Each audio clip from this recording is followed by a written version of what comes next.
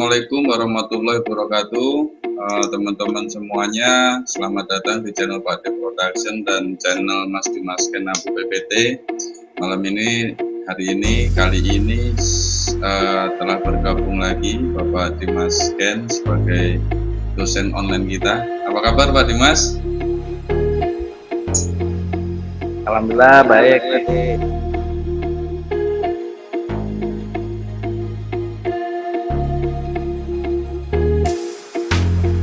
Assalamualaikum warahmatullahi wabarakatuh. Semuanya mohon maaf kita diskusinya melalui Zoom meeting karena kondisi pandemi dan kesibukan Pak Dimas. Moga-moga walaupun kita menggunakan Zoom meeting jarak jauh, teman-teman tetap bisa mengikuti ya.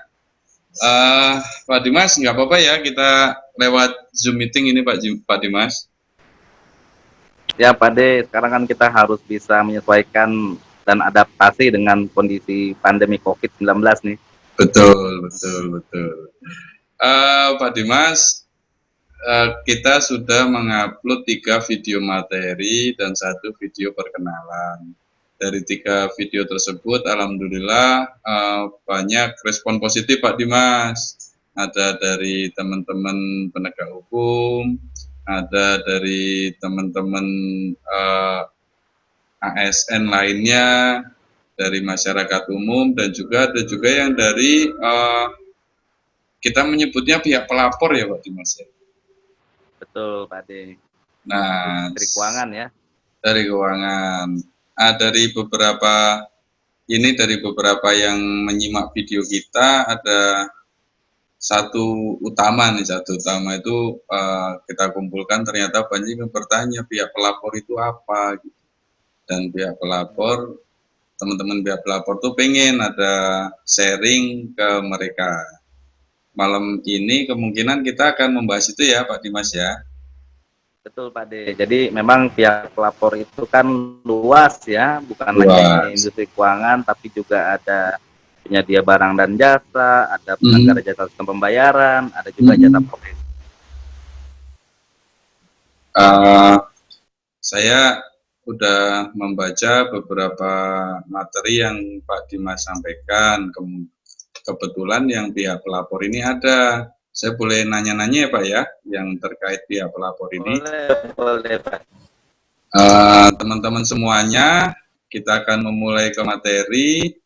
Kemarin banyak yang bertanya, apa sih pihak pelapor itu? Kenapa disebut-sebut terus di video sebelumnya pihak pelapor? Nah, ini slide dari Pak Dimas, berjudul pihak pelapor dan kewajiban pelaporan dalam rezim TPPU, tindak pidana pencucian uang. Ini judulnya, saya lanjutkan ya Pak Dimas ya. Baik Pak De, silakan. Nah, ini. Kalau sudah ke materi kayak gini ya kayaknya harus di overhandle oleh Pak Dimas ini. Apa sih Pak Dimas pihak pelapor itu? Ya Pak De, jadi kalau kita bicara rezim anti pencucian uang ya, itu kan bicaranya alur informasi ya. Ya, jadi Pak, mulai dari informasi masuk sebagai input ya ke PPATK. Ya dalam hal ini PPATK sebagai lembaga intelijen di bidang keuangan. Ya, Pak, kemudian laporan-laporan itu dilaporkan oleh yang namanya pihak pelapor nih. Oh, pihak pelapor. Betul. Nanti laporan-laporan itu diolah oleh PPATK, kemudian diproses ya, kemudian outputnya itu adalah laporan yang sudah memiliki nilai tambah atau value added untuk menjadi informasi intelijen di bidang keuangan yang akan diteruskan kepada penegak hukum. Nah, ini kita akan bicara dari sisi inputnya Pak De gitu. Inputnya. Ini ada penjelasan undang-undangnya juga ya Pak Dimas ya, yang di tengah-tengah ini Pak Dimas ya. Ada. Undang-Undang nomor 8 tahun 2000. Nanti ya betul sekali Pak De. Jadi nanti ada 2 undang-undang yang itu mendasari ya untuk rezim anti pencucian uang, yang itu sering digandeng dengan pencegahan pendanaan terorisme. Kalau yang pencucian uang diatur di Undang-Undang Nomor 8 Tahun 2010, Pak D. Undang-Undang Nomor 8 2010. Sedangkan kalau untuk pendanaan terorisme itu diatur di Undang-Undang Nomor 9 Tahun 2013 tentang pencegahan dan pemberantasan tindak pidana pendanaan terorisme. Nah, aturannya nanti dalam bentuk juknisnya atau peraturan teknisnya lah ya, nanti diatur di peraturan yang dikeluarkan oleh masing-masing regulator. Gitu. Regulator itu adalah instansi yang membawahi atau mengawasi gitu ya, Pak Dimas ya? Iya, betul. Jadi kalau kita bicara regulator, artinya dia adalah lembaga pengawas dan pengatur kalau di Undang-Undang Nomor 8. Oh, lembaga pengawas pengatur. Mungkin kita singkat LPP. Mungkin nanti kalau teman-teman ada nyebut LPP itu adalah lembaga pengawas dan pengatur. Ya Pak Dimas, lanjut Pak Dimas. Tuh. Jadi lembaga pengawas pengatur itu yang kemudian mengeluarkan aturan teknis mengenai implementasi program anti pencucian uang dan pencegahan pendanaan terorisme terhadap berbagai industri yang dikelola, diawasi kepatuhannya oleh masing-masing LPP. Artinya selain mengawasi daripada kegiatan operasi usahanya, regulator atau LPP, lembaga pengawas dan pengatur ini juga mengawasi kepatuhan terhadap anti pencucian uang perusahaan-perusahaan pihak pelapor ini gitu ya Pak Dimas ya? Betul sekali Pak De. Kalau kita lihat dari skemanya ya di slide selanjutnya nih Pak De. Oke. Itu ada beberapa LPP itu di gambar itu. Gimana Pak De? Oke, dilanjut Pak Dimas. Ada beberapa LPP yang ini ya, yang di slide ini ada Bank Indonesia, ada OJK, Bapeti, ada PPATK ini ya Pak Dimas ya? Ya, bisa digeser slide-nya Pak De? Oh boleh. Iya. Nah, belum muncul ya, belum tergeser Pak De ya. Nah, kalau kita lihat di slide selanjutnya ya, nanti itu ada apa namanya lembaga pengawas pengatur OJK yang mengawasi perbankan dan lembaga non-bank serta pasar modal. Sebentar ya Pak Dimas ya, ada kesalahan non teknis share saya. Oh masih freeze ya? Sebentar, oke, sorry. Ini. Apakah sudah terlihat Pak Dimas? Sebentar lagi masih proses Pak De. Masih proses, oke.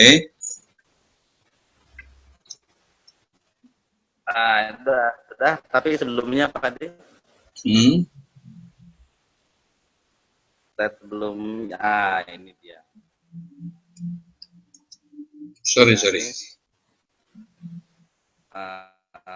Oke. Nomor 2 Pak De ya. Ini. Ya. Oke Pak Dimas. Ya, oke, baik, makasih Pak De.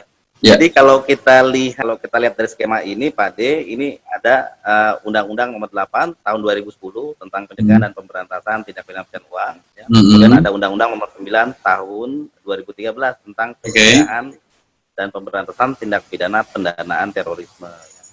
Nah ini di Undang-Undang Nomor 8 Tahun 2010 itu mewajibkan ada pihak pelapor, yaitu tiap orang, artinya bisa perorangan, bisa korporasi ya, di mana masing-masing pihak pelapor ini memiliki kewajiban pelaporan ke PPATK terkait dengan beberapa jenis laporan ya, yang tentunya masing-masing diawasi oleh yang tadi kita perbincangkan itu, lembaga pengawas pengatur Pak De. Oh iya. Ini kalau kita, gimana Pak De? Pengen menegaskan aja bahwa pihak pelapor adalah setiap orang yang menurut undang-undang wajib menyampaikan laporan kepada PPATK ya. Karena betul, Pak De. opini teman-teman yang belum tahu bahwa pihak pelapor ini pihak yang dilaporkan Pak ke PPATK. Ada orang yang melaporkan si Fulan melakukan tindak pidana. Bukan itu ya, berarti ya yang kita garis bawahi ya Pak Dimas ya. Iya, bukan. Kalau itu namanya nasabah terlapor ya. Oh, nasabah terlapor. Iya, iya, iya.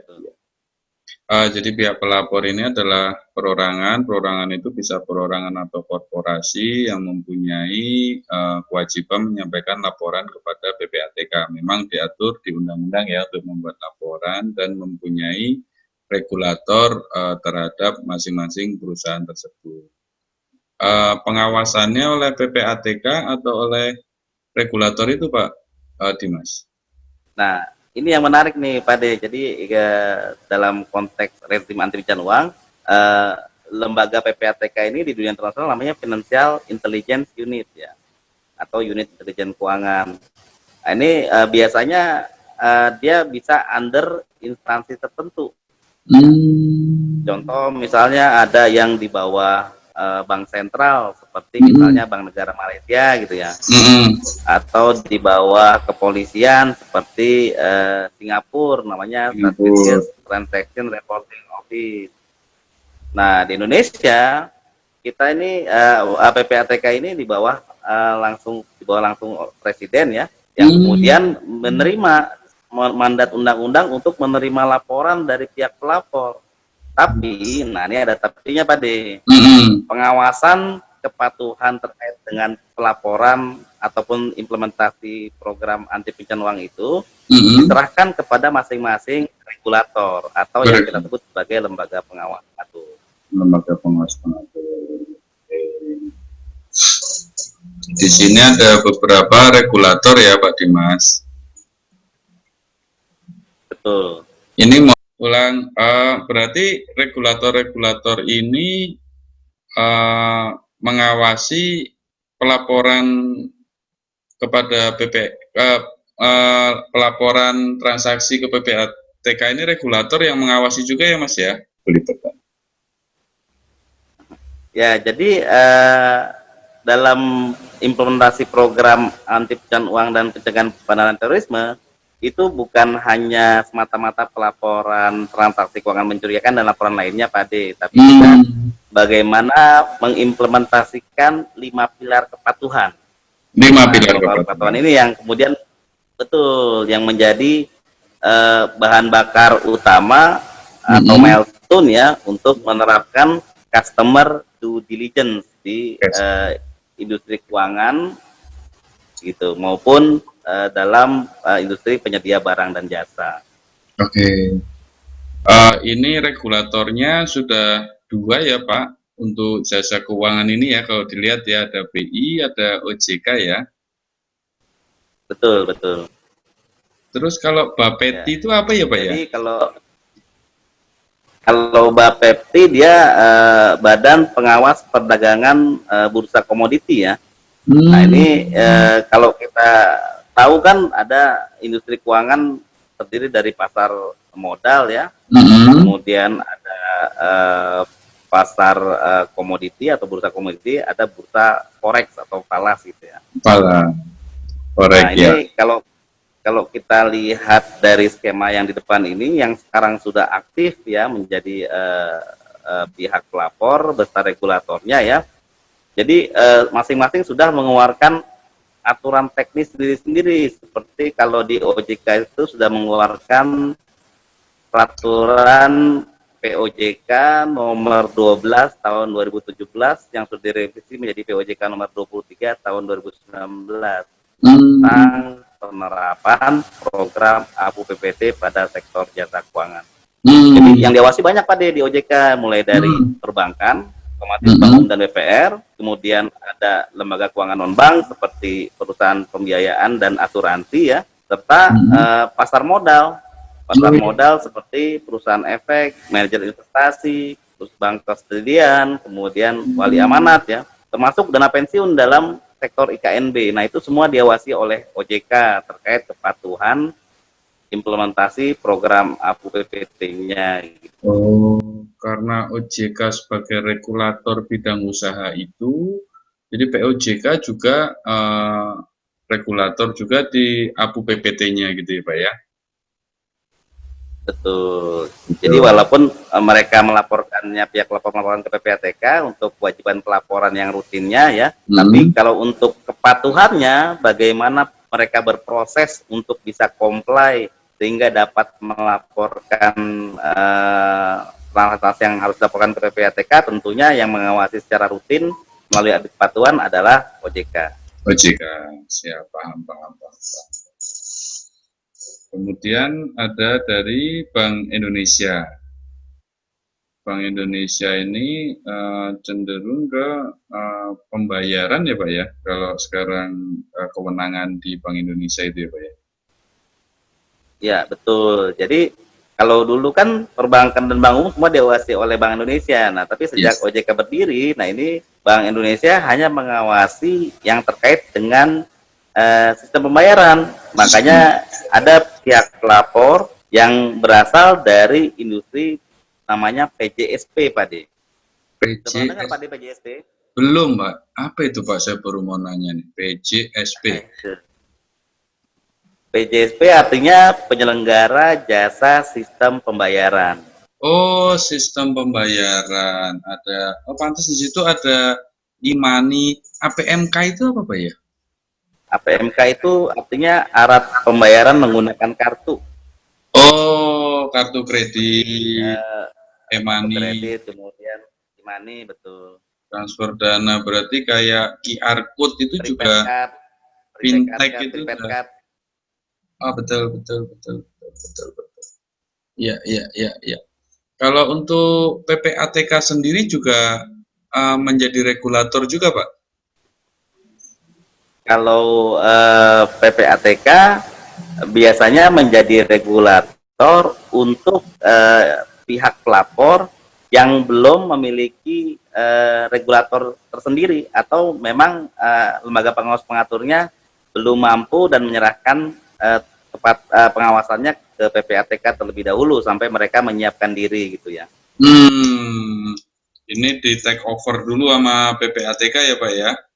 Untuk lembaga yang, untuk bidang usaha yang belum punya regulator atau regulatornya belum siap dalam penerapan APU PPT. Betul. Ya, tapi sekarang semua sudah berproses nih. Oh, semua berproses. Sementara yang di PPATK sendiri apa ya Pak? Yang belum mempunyai pihak pelapor sehingga masih sampai saat ini masih di regulatornya PPATK untuk pencucian uangnya? Ya, yang jelas sih apa namanya, penyedia barang dan jasa profesi ya, atau kita bilang sebagai DNFBPs ya, Designated Non-Financial Business and Business Profession.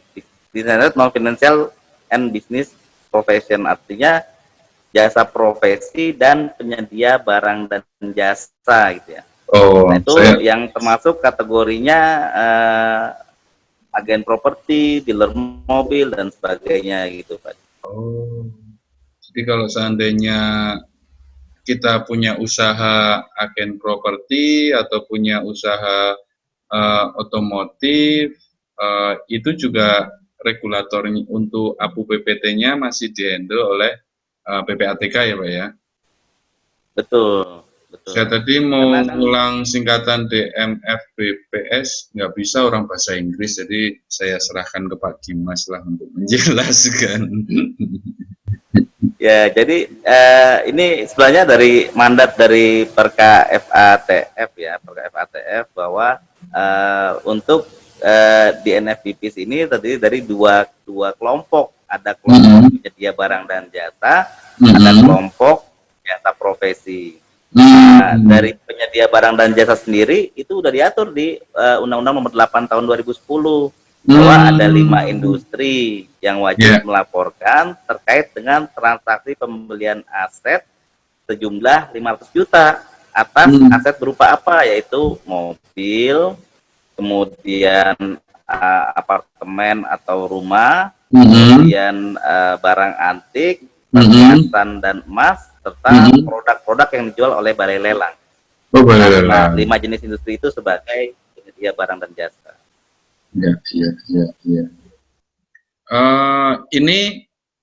Ini kan kita melihat dari regulatornya, Pak. Kalau ingin melihat semuanya, Pak. Ya, kalau misalnya tadi saya katakan misalnya ada tadi yang di NFVP sendiri ada 2 ya, satu penyedia barang dan jasa, satu lagi jasa profesi. Nah, jasa profesi itu adalah profesi-profesi tertentu. Nanti ada di slide selanjutnya ya, yaitu Oh, slide selanjutnya. nanti ada slide selanjutnya. Ya. Jadi nanti itu adalah jasa profesi yang memiliki kewajiban melaporkan transaksi apabila mereka bertindak untuk sama klien atas transaksi tertentu. Nah, ini yang ngatur bukan undang-undang Pak De, tapi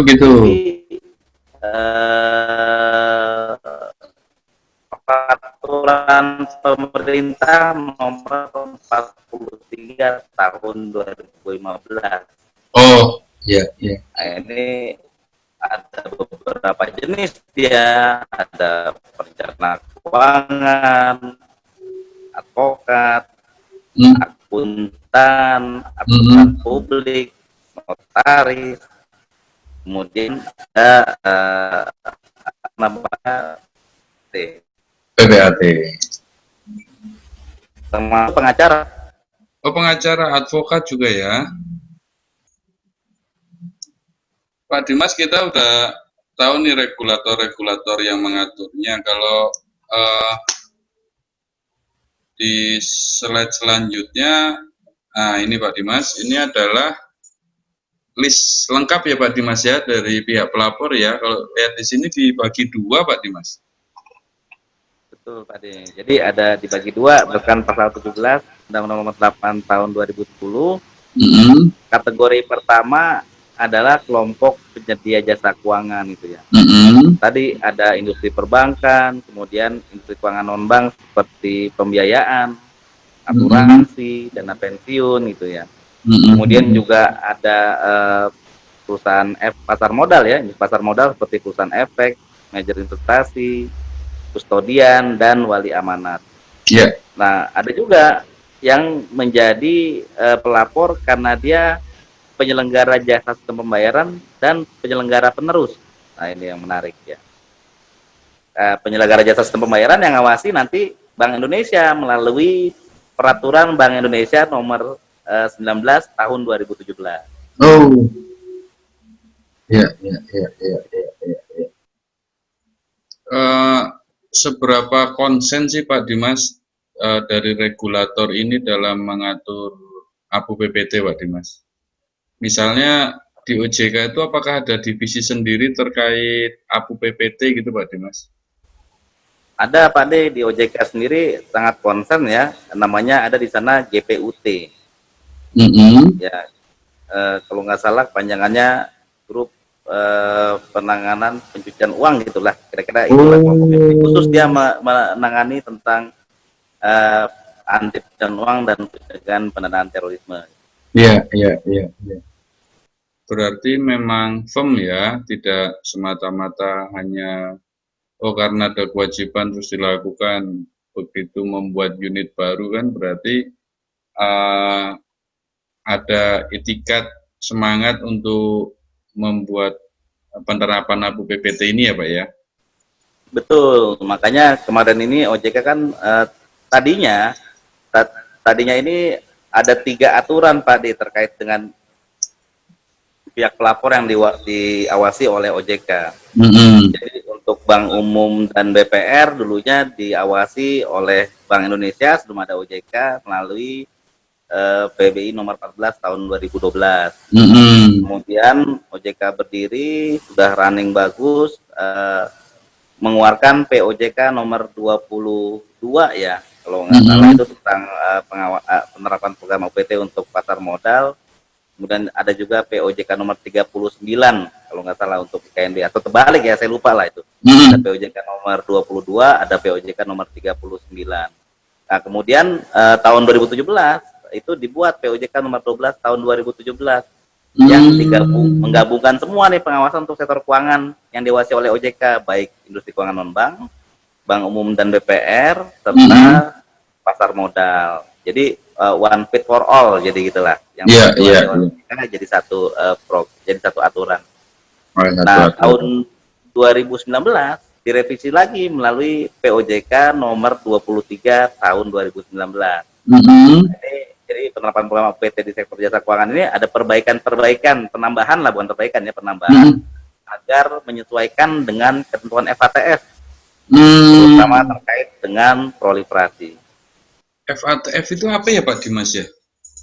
FATF itu Financial Action Task Force, dia adalah lembaga internasional ya yang dibentuk oleh negara G8 yang pada awalnya itu bersidang pertama kali tahun 1988. Ini sering keluar nih, disinggung oleh teman-teman, FATF. Mungkin next boleh membuat bahan itu Pak Dimas untuk kita share ke teman-teman Pak Dimas. Oh, bisa. Boleh. Kita selesaikan dulu pihak pelapor untuk teman-teman yang penasaran dengan FATF, nanti oleh Pak Dimas akan diberikan kelas khusus. Jadi terus pantengin channel Pak D Production dan channel Mas Dimas Ken Abu PPT. Oke Pak Dimas. Kemudian penyedia barang dan jasa ini juga punya kewajiban ya, berarti karena sebagai pihak pelapor ya Pak Dimas ya. Betul. Hanya saja memang kalau untuk CDD-nya mungkin lebih simple daripada PJK ya. Karena yang dilaporkan ke PPATK hanya laporan transaksi. Laporan transaksi barang dan jasa. Betul. Jadi dia khusus terkait dengan pembelian properti, pembelian kendaraan, kemudian produk perhiasan, logam mulia dan permata, barang antik dan balai lelang yang harganya 500 juta per transaksi. Jadi harga nilainya gitu. Berarti Pak Dimas, antara penyedia jasa keuangan dan penyedia barang dan jasa ini laporannya beda-beda.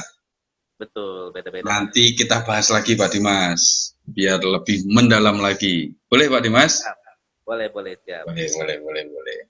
Ini udah ada penyedia barang jasa, PJK, BPJ yang diatur di pasal 17 Undang-Undang Nomor 8 2010. Terus tadi Pak Dimas sempat menyinggung yang diatur oleh ini ya, PP ya Pak Dimas ya, peraturan pemerintah ya Pak Dimas ya.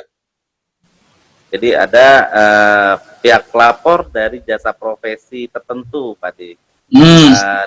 Ini diaturnya nggak di undang-undang, karena waktu di Undang-Undang Nomor 8 tahun 2010 mungkin banyak kontradiktif sehingga kemudian tidak masuk ya. Padahal rekomendasi FATF itu mewajibkan adanya jasa profesi sebagai pihak pelapor juga. Gitu. Siap. Makanya agar kemudian comply terhadap aturan internasional, akhirnya dikeluarkan PP nomor 43 tahun 2015 bahwa jasa profesi itu wajib melaporkan transaksi tertentu ya. Jadi apabila mereka bertindak untuk dan atas nama klien sebagai beneficial owner atas transaksi tertentu, maka mereka wajib lapor. Nah, tentunya di mana? Nah, ini diatur di pasal 8 nih di PP nomor 43 tahun 2015. Nanti kita bahas lagi Pak Dimas. Kita sekarang sudah tahu bahwa pihak pelapor ini kita golongkan menjadi 3 ya Pak Dimas. Penyedia jasa keuangan, penyedia barang dan jasa, kemudian jasa profesi. Ini sudah luar biasa informasi yang diterima oleh kami Pak Dimas. Pertama, kami akhirnya tahu apa sih pihak pelapor itu. Kami bisa mencari definisinya dan bisa membedakan bahwa pihak pelapor itu bukan orang yang dilaporkan ke PPATK, bukan yang dilaporkan karena pencucian uang, tapi adalah perorangan atau korporasi yang mempunyai tugas untuk membuat laporan terhadap terhadap APU PPT kan gitu ya Pak Dimas ya. Betul Pak Di. Betul. Pak Dimas, terima kasih banyak. Ini kita semua tahu, akhirnya tahu apa itu pihak pelapor, Untuk teman-teman semuanya terus pantengin channel Pak D Production dan channel Pak Dimas Ken, karena kurikulum ke depan adalah kewajiban apa sih yang harus dilakukan oleh para pihak pelapor, kan gitu Pak Dimas ya? Betul Pak D, kita akan perdalam lagi ya secara lebih teknisnya. Oke. Pak Dimas, terima kasih banyak loh Pak Dimas. Kita Baik, Pak D, nanti akan ketemu lagi di sesi kewajiban dari para pihak pelapor ya Pak Dimas. Siap. Oke, Terima kasih, Pak D. tetap semangat Pak Dimas, sampai ketemu di pertemuan selanjutnya. Terima kasih banyak atas share ilmunya. Assalamualaikum warahmatullahi wabarakatuh.